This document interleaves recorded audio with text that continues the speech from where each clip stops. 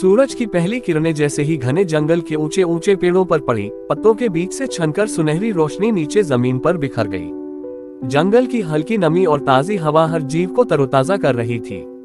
ये जंगल सदियों पुराना था और इसके हर कोने में कोई न कोई रहस्य छुपा था। इस जंगल के बीचों बीच एक छोटा सा गांव था, कंचनपुर। गांव के लोग जंगल के नियमों को मानते थे और प्रकृति की पूजा करते थे। वे मानते थे कि जंगल में एक रहस्यमयी गुफा है जहां कोई अनजान शक्ति रहती है, लेकिन उस गुफा तक जाने की हिम्मत किसी ने नहीं की थी। गांव का एक निडर लड़का था, अर्जुन। वह हमेशा रोमांच की तलाश में रहता था।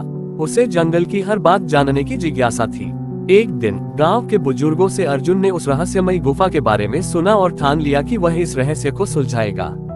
अर्जुन अपने सबसे करीबी दोस्तों सूरज और मोहन को लेकर जंगल की ओर निकल पड़ा। सूरज एक बहादुर शिकारी का बेटा था और मोहन को जंगल के पौधों और जड़ी बूटियों की गहरी समझ थी। तीनों ने अपने साथ मशालें, कुछ खाने पीने का सामान और एक पुराना नक्शा लिया जो अर्जुन को उसके दादा से मिला था। जैसे जैसे वे जंगल के अंदर बढ़े, रास्ता मुश्किल होता गया। कभी घनी झाड़ियों में फंस जाते तो कभी किसी जंगली जानवर की आवाज सुनकर रुक जाते, लेकिन वे हिम्मत नहीं हार रहे थे। चलते चलते उन्हें एक पुरानी पगडंडी दिखी जिस पर घास उगाई थी। अर्जुन को लगा कि यह गुफा तक जाने का रास्ता हो सकता है। वे उसी रास्ते पर बढ़ चले। रास्ते में उन्हें कई अजीब चीजें देखने को मिली, पुराने खंडहर, टूटी हुई मूर्तियां और ऐसे पेड़ जिनकी टहनियां इंसानों की आकृति जैसी लग रही थी। अचानक एक जोर की आवाज आई, धड़ाम। तीनों डरकर पीछे हटे। सामने एक विशाल पत्थर नीचे गिरा था। मोहन ने कहा, ये तो जाल जैसा लग रहा है। शायद कोई नहीं चाहता कि हम आगे बढ़ें। लेकिन अर्जुन पीछे हटने वालों में से नहीं था। उसने पत्थर के आसपास ध्यान से देखा और एक संकरी सुरंग ढूंढ निकाली।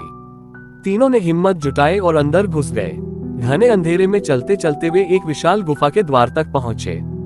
दीवारों पर अजीब अजीब चित्र बने थे, कुछ डरावने मुखौटे, कुछ रहस्यमयी प्रतीक। जैसे ही अर्जुन ने मशाल से रोशनी की, सामने एक पत्थर की मूर्ति दिखी जिसकी आंखें चमक रही थीं। सूरज ने डरते हुए पूछा, यह क्या है? मोहन ने मूर्ति पर उकेरे गए संकेतों को पढ़ने की कोशिश की। यहाँ लिखा है, जो भी सत्य की खोज में आएगा वो परीक्षा से गुजरेगा। तभी जमीन हिलने लगी। एक पत्थर का दरवाजा खुला और एक तेज हवा का झोंका आया। तीनों ने एक दूसरे की ओर देखा और हिम्मत जुटाकर अंदर दाखिल हो गए। अंदर घुसते ही उनके सामने 3 अलग अलग रास्ते खुल गए। अचानक एक गूंजती हुई आवाज आई, हर रास्ता एक परीक्षा है। सही रास्ता चुनो वरना हमेशा के लिए यहीं फंस जाओगे। तीनों ने फैसला किया कि वे अलग अलग रास्तों पर चलेंगे और अगर कोई मुश्किल हो तो वापस लौट आएंगे। अर्जुन का रास्ता एक संकरी गली से गुजरते हुए वह एक बड़े मैदान में पहुंचा जहां चारों तरफ पानी था। अचानक एक विशाल अजगर उसकी ओर बढ़ने लगा। अर्जुन ने जल्दी से अपने चारों ओर देखा और पास रखे एक जादुई खंजर को उठाकर सांप के सामने लहरा दिया। अजगर तुरंत पीछे हट गया और रास्ता साफ हो गया।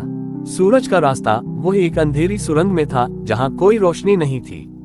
तभी चारों तरफ से अजीब परछाइयां घेर आईं। सूरज को लगा कि ये भूत हैं, लेकिन उससे याद आया कि उसके दादा कहा करते थे, अंधकार से मत डरो, अपनी आंतरिक रोशनी जलाओ। उसने अपनी मशाल जलाकर ऊंचा उठा दी और अचानक सब कुछ गायब हो गया। मोहन का रास्ता, मोहन को एक विशाल पत्थर दिखाई दिया जिस पर कुछ संकेत खुदे थे। वह समझ गया कि यह पहेली है। उसने अपने ज्ञान का उपयोग करके सही उत्तर दिया और पत्थर हट गया, जिससे उसे बाहर निकलने का रास्ता मिल गया। तीनों रास्तों को पार करके फिर से एक जगह मिले। उनके सामने एक विशाल सोने का दरवाजा था। दरवाजे पर लिखा था, सच्चा साहसी ही इस दरवाजे को पार कर सकता है। अर्जुन ने हिम्मत करके दरवाजे को छुआ और अचानक दरवाजा खुद ब खुद खुल गया। अंदर एक विशाल कक्ष था जहां एक अद्भुत रत्न चमक रहा था। जैसे ही वे उसके पास गए, अचानक वहां एक बूढ़ा आदमी प्रकट हुआ। तुमने अपनी परीक्षा पास कर ली है, उसने कहा। यह कोई साधारण रत्न नहीं बल्कि जंगल की शक्ति का प्रतीक है। इसे पाने का अधिकारी वही होता है जो निडर, बुद्धिमान और सच्चा हो। अब ये तुम्हारा है, लेकिन इसे केवल भलाई के लिए उपयोग करना। अर्जुन ने वह रत्न उठाया और उसकी रोशनी से पूरा जंगल चमक उठा। तीनों ने वापस गांव जाकर सबको इसकी कहानी सुनाई। अब अर्जुन सिर्फ एक साधारण लड़का नहीं था, बल्कि जंगल का रक्षक बन चुका था। वह जान गया था कि जंगल सिर्फ रहस्य नहीं, बल्कि सीखने की जगह भी है। अंत में अर्जुन ने यह निर्णय लिया कि वह इस जंगल की रक्षा करेगा और इसकी कहानियों को आने वाली पीढ़ियों तक पहुंचाएगा।